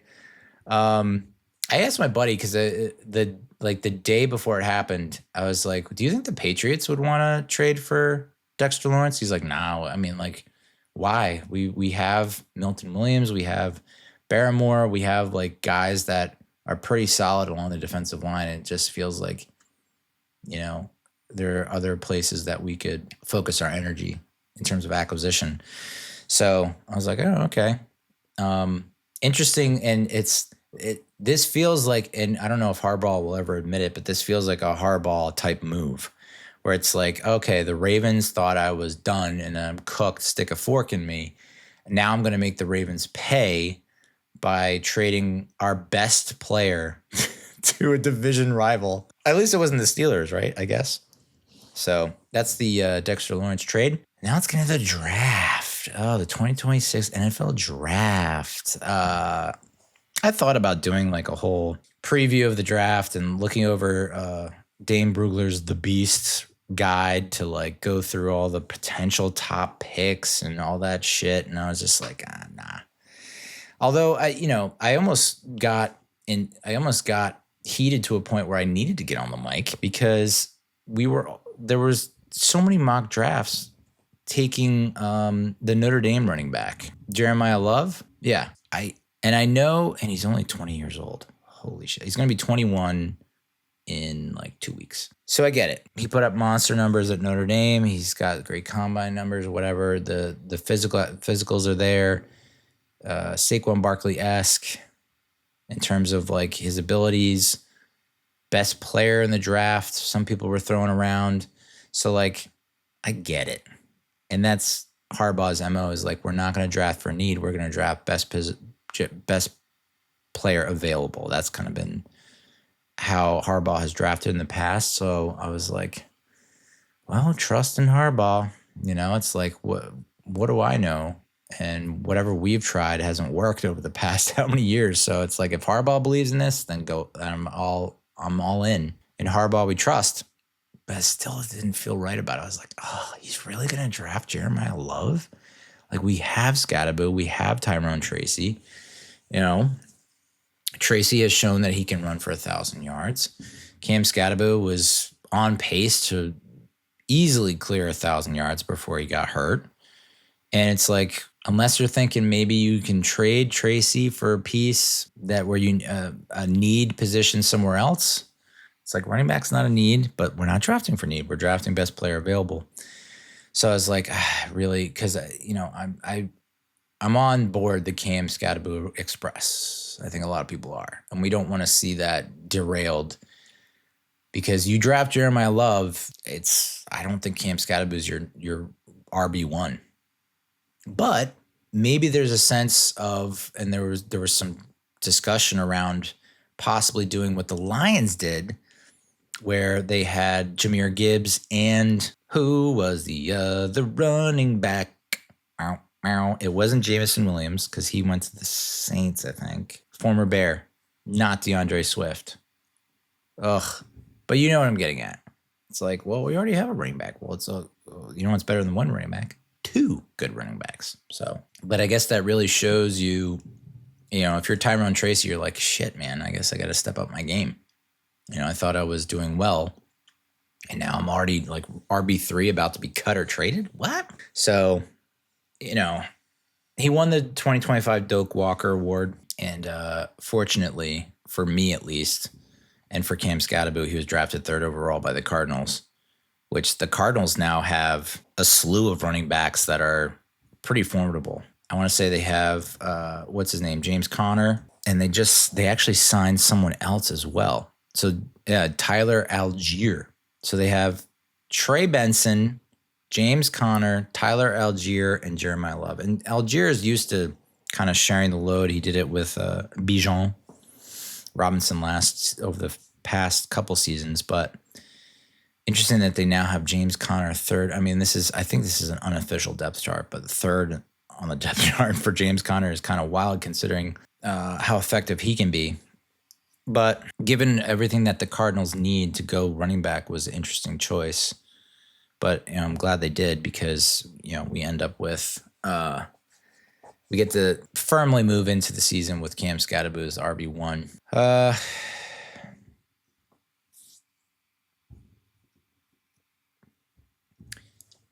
Arvell Reese, I didn't do a ton of research heading into this draft. It was just like, Shane's had his hits and misses. Are his hits and misses, better than what we saw with Jerry Reese and Dave Gettleman? I don't know. I think that's still up in the air. It's like one of the life's greatest mysteries that's been debated. It'll be forever debated. But I think having Harbaugh in the building and working with Shane had paid off.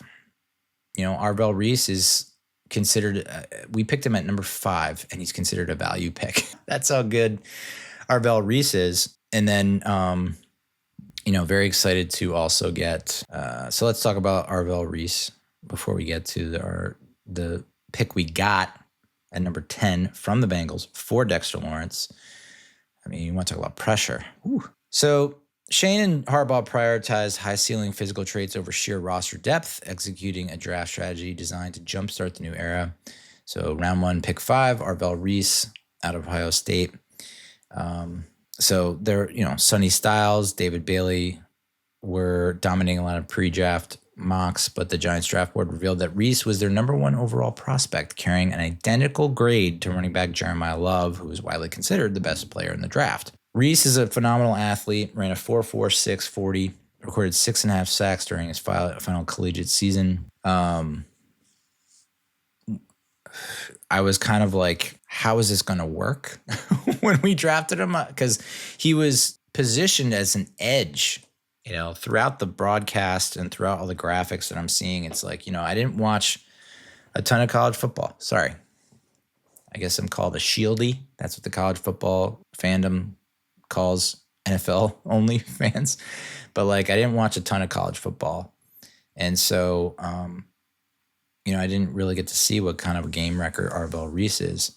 But the idea that, oh no, we have Brian Burns, we have Abdul Carter, we have Kayvon Thibodeau. And maybe that's what prompted Thibodeau to post some kind of cryptic shit about, from, I think it was Fast and Furious 5, or maybe it was 7. It was the Paul Walker's last appearance. What they do that thing at the end where Vin Diesel pulls up next to him and then they kind of part ways. There's when will I see you? No, it's not the song. But you know what I'm talking about. He posted that, and it's just like, oh, I guess Kayvon's getting traded because they just selected Arvell Reese, and then it's like, nope. So we keep going. We keep trying to recreate the magic that was the NASCAR package, where you had Tuck, O.C. Stray, and Kiwanuka. And I started to warm up to it. The more I thought about it, I was like, all right, let's fucking do this.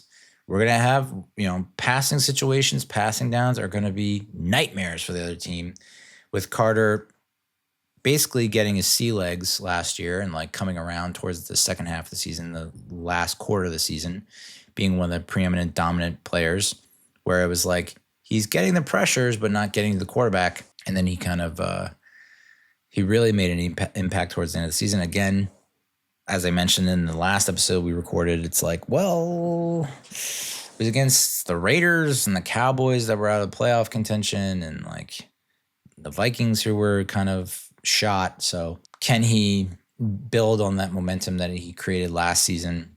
And you caught a glimpse of what is possible. So passing downs, we just need to get into passing downs. That's going to be the trick because our run defenses took a major hit with Lawrence's departure, Dexter's departure.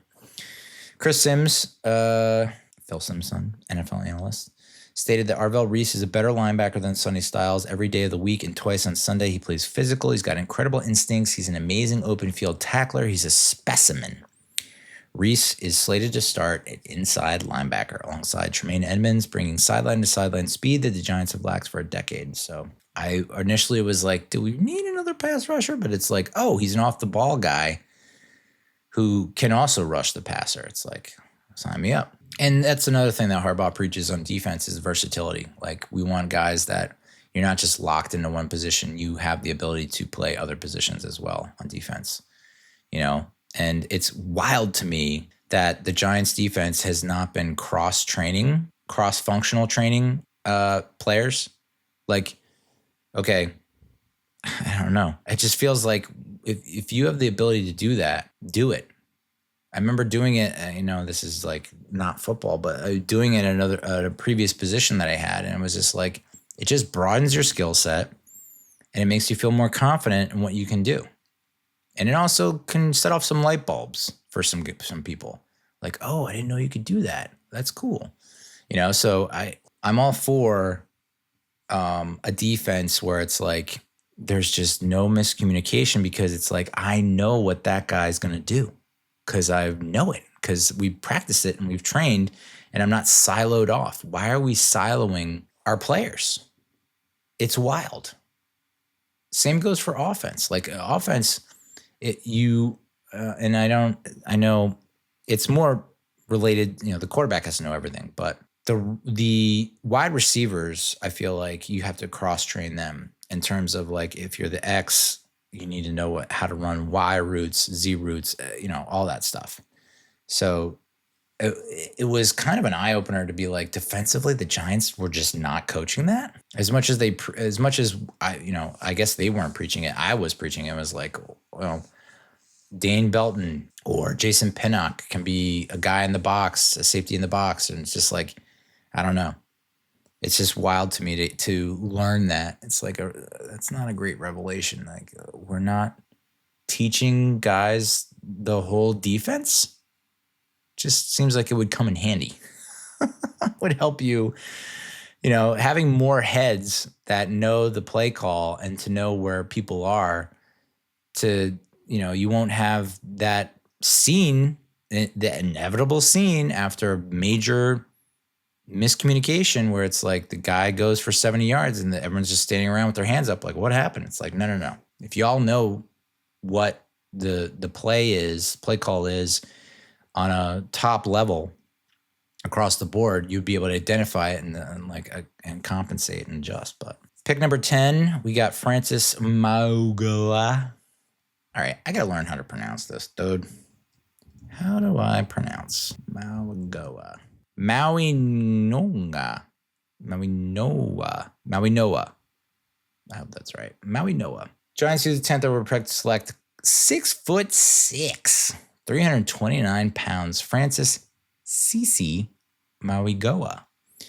Earned an elite 83.6 PFF grade in his final season with the Miami Hurricanes. Gonna throw up the old hurricane symbol, logo, gesture. Very similar to the Wu-Tang. Well, I guess Wu-Tang is this way. So, he mostly played at right tackle for Miami. He's going to move into right guard in the NFL for Los Gigantes. Mauigoa himself acknowledged the difficulty, noting playing at tackle, you have all the space, where at guard, everything happens in a box. It's so fast. It's not something I really need to work on. It's something I need to get used to. We're kind of hoping that his raw power can mask his lateral movement limitations. But, week 1, he has to go up against Quinnen Williams and the Cowboys. Week 2, he gets to go up against Braden Fisk and Kobe Turner, and then he's got all-pro Jeffrey Simmons in week 3. So it's going to be, it's a hell of a start to your NFL career. What a gauntlet to run into. But there's going to be, he's only 20. That's a tough spot to be in as a 20-year-old. As a former 20-year-old, I can speak to that. But yeah,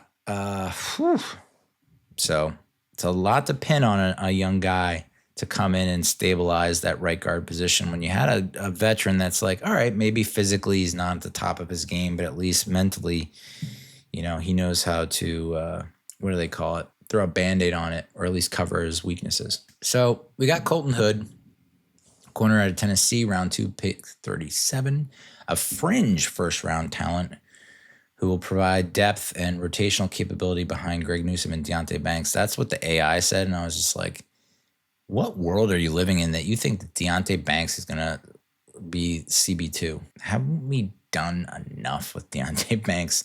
I don't know. Maybe Dennard Wilson unlocks him, but it's like we've been saying that for past 3 seasons.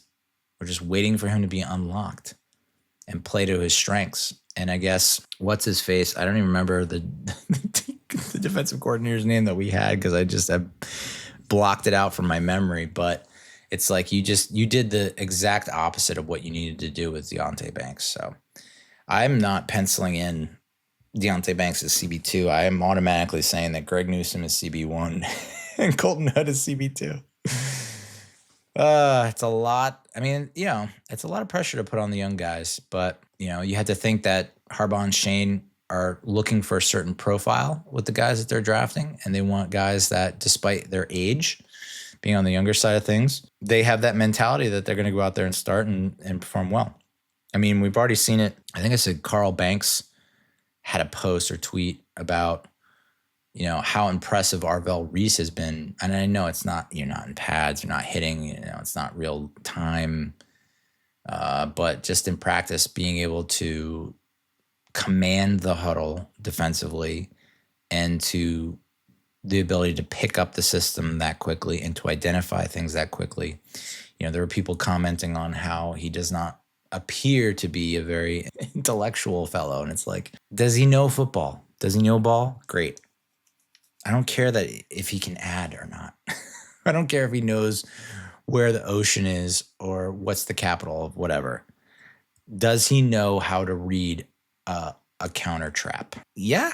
Great. Give him a Pulitzer. So Colton Hood, I'm fully expecting him to be CB2 when opening day rolls around. Malachi Fields, I feel like I'm mispronouncing that as well. Okay, how to pronounce? Malachi. That's no way is that right. Hachi Machi Malachi, that's what I'm going to call him. Fields, Notre Dame wide receiver, round 3, pick 74. Physical developmental wide receiver targeted specifically for his blocking prowess and size in Matt Nagy's scheme. So I'm trying to think of who I would compare him to. And would it be Alshon Jeffrey? Probably not. But again, I think someone compared him to like a Michael. Ooh, who is that wide receiver for the Cardinals? Michael, wide receiver, Cardinals. Is it Michael Wilson? I don't think it's Michael Wilson. 6'2", 213. But really happy with this pick. I think we traded up to get him, and it's good that we did. Like I said, Isaiah Hodgins has some decent size, but it would be nice to have another guy in the mix. And then rounding everything else, defensive lineman Bobby Jamison Travis in the 6th round out of Auburn. O-lineman J.C. Davis from Illinois in the 6th round. And linebacker Jack Kelly from BYU at pick 193. I think of those 3, Jack Kelly got a lot of applause and kudos and flowers and whatnot. I watched him. Doesn't have like great size, but he just seems like a playmaker, and it's the 6th round. Your linebacking core, at least from the inside linebacking core, has not really been anything that special. So I like it. I watched some game tape and some highlights, and it was like, all right, I can see it. Quick, makes plays, forced a fumble, got a sack, seems to be quick. It's just a little undersized. So, but could be a diamond in the rough. Could be akin to Micah McFadden. from the 2022 draft where we got him in the 5th round and then he ends up being a starter. It's like, if that's what Jack Kelly is, I'm all for it. But it is interesting that we we did get the Bobby Jamison Travis in the 6th round defensive lineman. And then they ended up signing a bunch of dudes after that. I'm going to say DJ Reader, Shelby Harris. So it's not like they completely ignored the position, but it's just like, I don't know how we're going to compensate.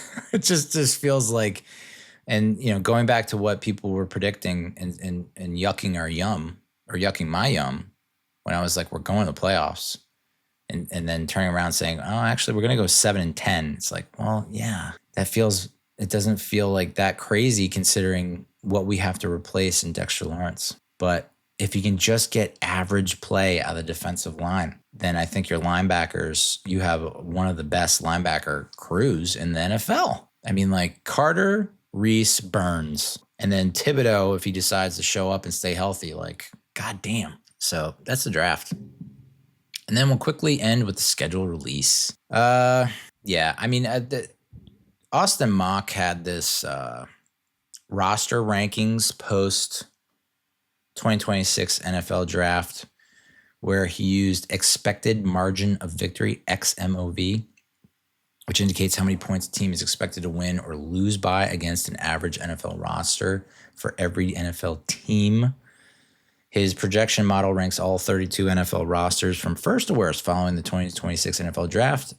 At number 1, you got the Los Angeles Rams. 2, Seahawks, defending Super Bowl champions.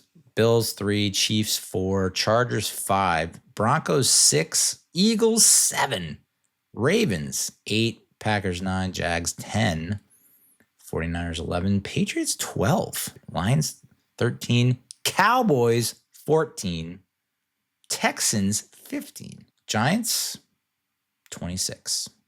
So it appears I got a little ahead of myself. I really did think that, and I remember when we were doing the schedule last season and looking at it and being realistic and being like, okay, Brian Daboll is a lame duck coach. Russell Wilson is not lighting my panties on fire, but I can see us getting to 8-9, 9-8, and that's the ceiling. Lo and behold, if you go back through the 2025 season, we finished 4-13. There were 5 games that were all winnable. We were led by 10 or more points, and we lost them all. 4 + 5 is 9. So who knew that if you just had a fucking defense, you would have been 9-8, and you're not making the playoffs, but it probably buys Daboll another year. So in retrospect, it's good that the defense did blow those wins because we wouldn't be stuck with Daboll for another year.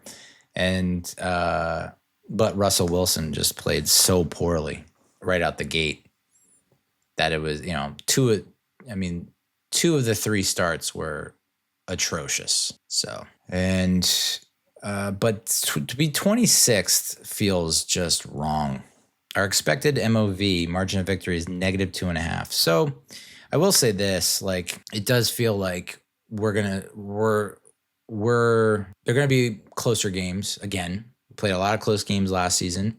I think we're gonna play a lot of close games this year. So at least, we won't be subject to blowouts and being like, I think the losses that we will have this season will not be as deflating. And I do think that, but 26 feels wrong. The only teams behind us are the Titans, Raiders, Browns, Cardinals, Jets, Dolphins. They have the Commanders 4 spots ahead of us, and the Cowboys at 14 is wild. But, it's a really good offense. And if their defense now with Quinnen Williams and, I guess that they feel like they're going to get back into position.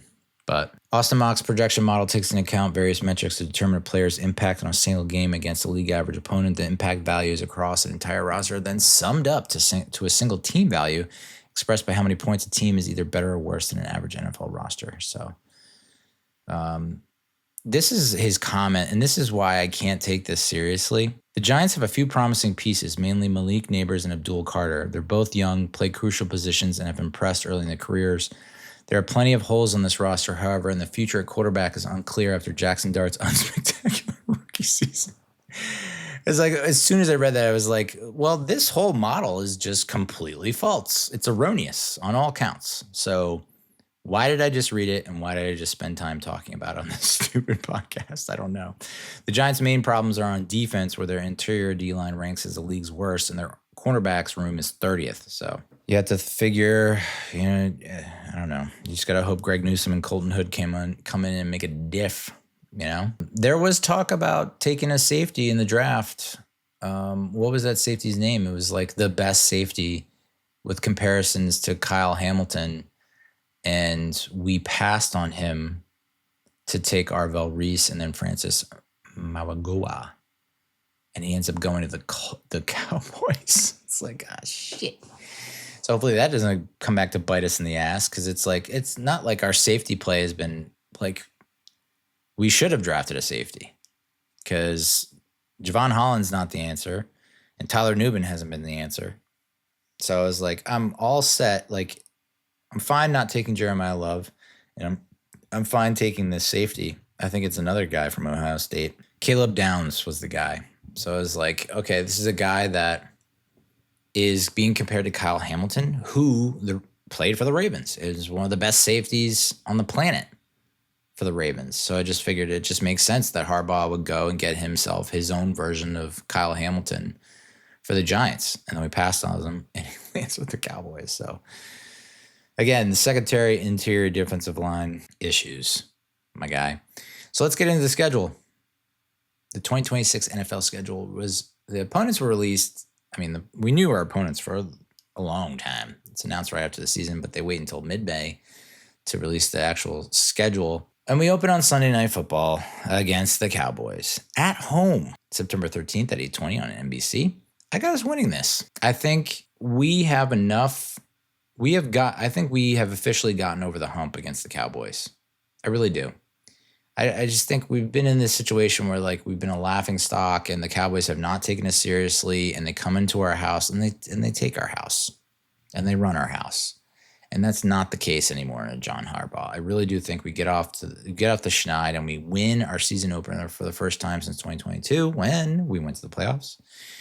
Dable against the Titans. Followed it up with at the Rams on Monday Night Football, September 21st. This is a loss, but I do think it will be a major bat signal to the rest of the league that we're here, we're queer. Get used to it. Like, we are a presence. We are a threat. We are a contender, because we're going to take the Rams. We're going to give them trouble.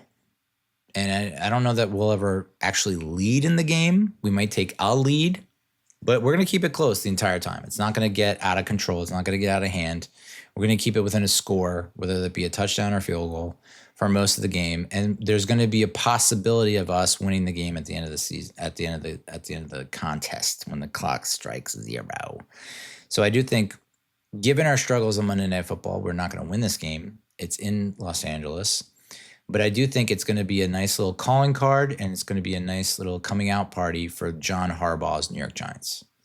Like, I think coming into this game, having taken down the Cowboys and getting off that schneid, is going to be, it's going to build into what is going to be a really, I don't want to say instant classic, but I got a feeling it's going to be an instant classic. And it's going to let everyone know that this whole rebuild that's supposedly going to take a year, people are going to start talking to us, talking about us as if we are a dangerous team for the playoffs, a dark horse for the playoffs. We then get week 3 home game against the Titans, when new Tennessee Titans head coach Brian Dable comes into town, and with Danny Belly, with Belly and Wandale. This is a Brian Dable revenge game, a Wandale Robinson revenge game, a Daniel Bellinger revenge game, and a Brian Callahan revenge game, and a Dennard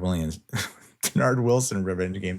Who would have thought that, the roles the tables would be turned and the roles would be reversed? And it's like, I think that we are just going to absolutely blow out the Titans. But I do see a scenario where it's like Dable pulls out all the tricks and maybe we do get down early because we are probably flying high after the Rams game where it's like, wow, what a, and I know no one likes to admit this, but like what a moral win.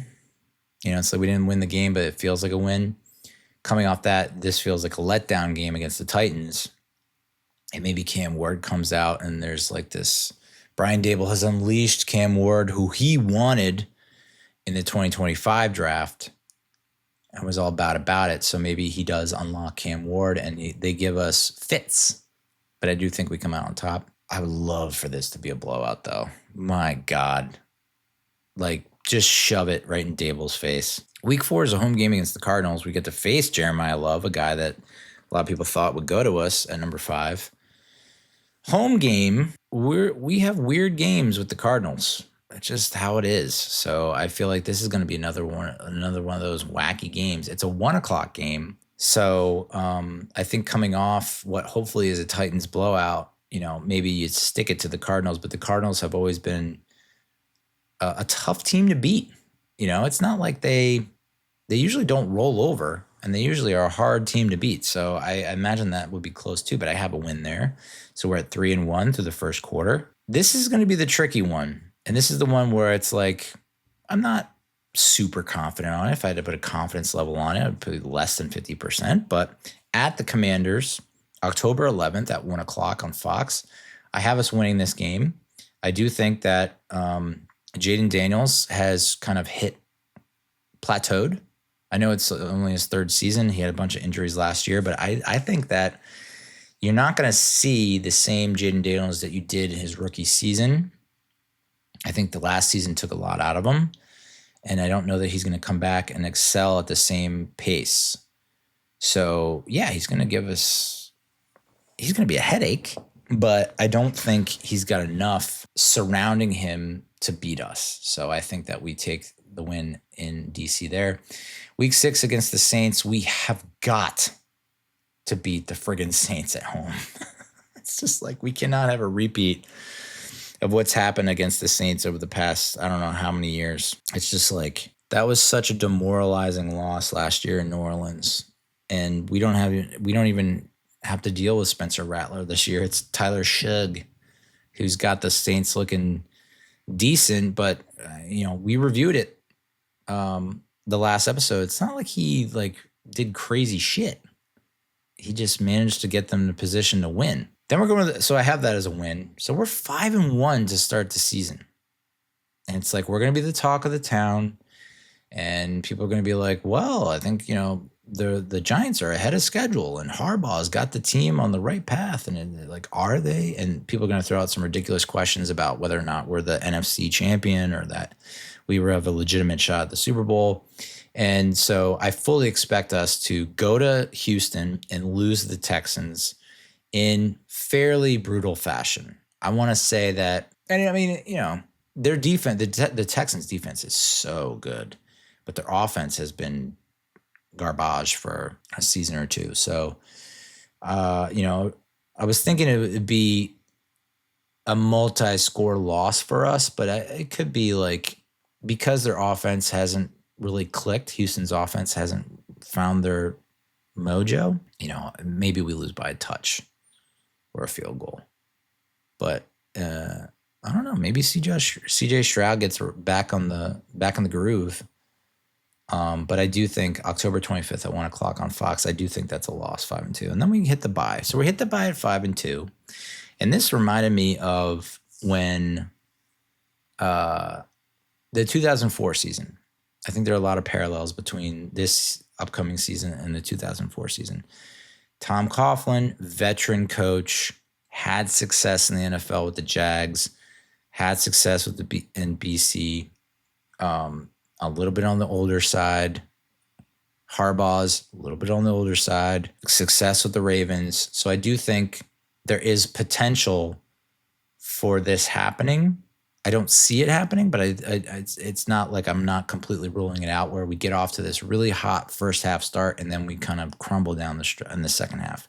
If you remember that 2004 season, we got off to a 5-1, 5-2 start with Kurt Warner as the starting quarterback. And then he became like a turnover machine and couldn't move the ball. And then that's when Coughlin turned to Eli. And it's not like Eli did any better. He provided some glimpses here and there of showing what he's capable of, but it's not like he came out and was winning games. We finished that year 6-10. We only won one more game, and it was in the final game against the Cowboys. And it took a comeback, come from behind victory there. Do I think that's going to happen here? No, but it's like I get flashbacks. I get triggered. So coming out of the bye at 5-2, we go to Philadelphia, November 8th, 1 p.m. at Fox. That's going to be a really interesting scene if Cam Scadaboo manages to stay healthy. Scene of the crime from last season. So I have us losing this and dropping this, but I do think it's going to be one of those, a slobber knocker, as Jean Madin once said. I do think it's going to be a slobber knocker. I do think it's going to take a toll on us and on Philadelphia. I think this is where, we thought that when we beat the Eagles last season on Thursday Night Football, that was a sea change and that was going to be a turning of the tide. It wasn't.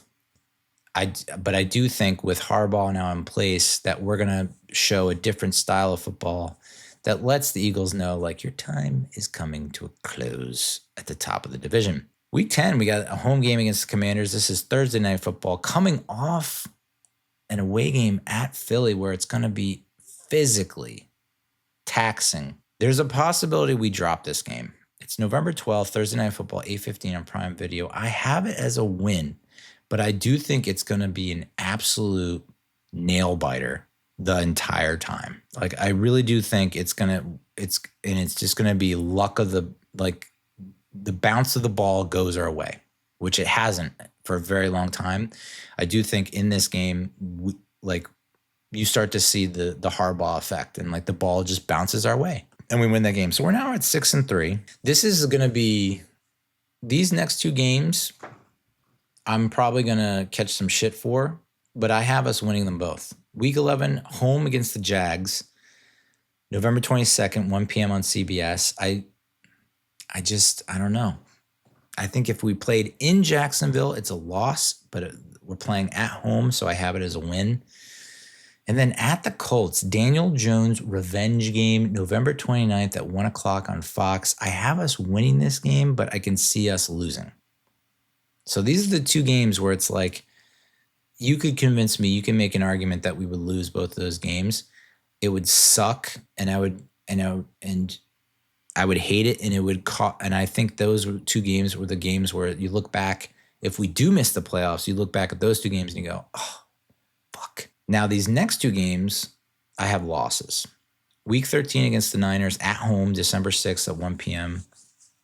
And then week 14 at Seattle, December 13th at 4:25 on Fox. I have that as a loss. Now, just as you could convince me that we could lose against the Colts in Indianapolis or the Jags at home, you could convince me that we could beat the Niners at home in December. I think you can convince me that we could beat them at home. So coming off these two losses, that's week 13 and 14, we're now 8-5. Then we have a home game against the Browns facing Todd Monken, who was reported to be the top pick as OC for John Harbaugh. But that's December 20th, 1 p.m. on CBS. That's right before Christmas. I do think that is going to be a test of wills. And it's almost going to be similar to the Jim Fossil game, if you remember, in 2000, where it's like, we got off to a good start. We're looking good. Defense is great. And then we hit a wall and we start to lose. I think we lost 2 in a row or 3 in a row. And we were right around 8-3, 8-4, 7-3 or something like that. Might have been 7-5. And that's where Fossil made the speech. Like, I'm going all in. I'm pushing our chips to the middle of the table. This team is going to the playoffs. I mean, we didn't just go to the playoffs. We went to the goddamn Super Bowl. Got trounced, but we went to the Super Bowl. So I do think that's what you're going to see here in Week 15 against the Browns, where you have a lot of haters coming out of the woodworks, coming out of the bushes, Homer Simpson style, and being like, Giants are frauds. They're not doing anything. Harbaugh's lost his touch. Like, this is where they fall apart. And we come out and we win. And it's going to be ugly as sin, dude. I'm talking 6-3 or 7-6 or 9-7 or 10-8. Like, it's going to be a very low scoring affair. And the Browns defense is going to come to play, and they're going to be ferocious. And it's going to be a test of wills. And it's just going to be like, who can survive? And I think the Giants come out on top, but it's going to be ugly as fuck. And then we lick our wounds and we go to Detroit on Monday Night Football. And I really do think that this is like a game where it's like, not great.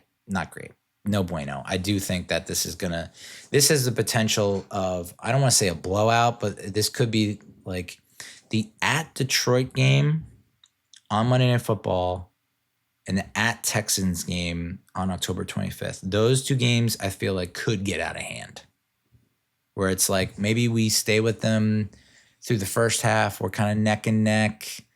We score late in the first half to make it a one-score game, and then the other team just kind of runs away with it, especially in the fourth quarter. That's what the vibe I get with playing in Detroit on Monday Night Football, December 28th. And then we're at 9-6, and this, again, we're at a crossroads where it's like, holy shit, we've just lost 3 of the last 4 after, not exactly the same as 2022 when we got off to like a 6-1, 7-1 start and then finished 9-7-1. Not exactly 2004 where we just shit the bed in the second half. But it's like we're kind of at a crossroads, like 9-6. That doesn't guarantee you a playoff spot. So we're in the hunt. And it comes down to week 17 and week 18. 2 weeks where it's actually going to matter this time. I know there have been so many times where I've looked at the schedule and I've said, 10-7. And we're going to sneak in as the last wild card. This one's like at Dallas. I think if we can win at Dallas January 3rd at 1 p.m. on Fox to go to 10-6, we are beating the Eagles at home. It's got a very 2002 vibe to it, where we needed to beat the Eagles on the last game of the year. Shockey goes up against Dawkins, brings it home. Defense played out of their minds. Hopefully we won't have the same kicker troubles that we did in that game in 2002, but it feels like that. Like, okay, we need to win to get in. So it's very possible that we go to Dallas and we lose because it gets wacky in Dallas. That's just how it goes down. So I can see us going to 9-7 and then needing to win against the Eagles to get in at 10-7. That, I had us originally at 11-6, 10-7. I can see that. Really hoping that 9-8 is not on the cards. If we go 8-9, it's going to be tough to swallow. 7-10, 8-9 is like 8-9. All right. Year one under a new regime, trying to like exercise the demons and shake off the rust and just get us out of this funk. 8-9. Okay. But I really do think we're going to make the playoffs as the 7 seed. So overall, we're 11-6, according to what I have here. I'm more inclined to go like 10-7. 9-8's like the floor. I can't see us going 8-9 or 7-10. Conference-wise, we'd be 7-5 under what I have here. And if you have a winning record within the conference, you usually go to the playoffs.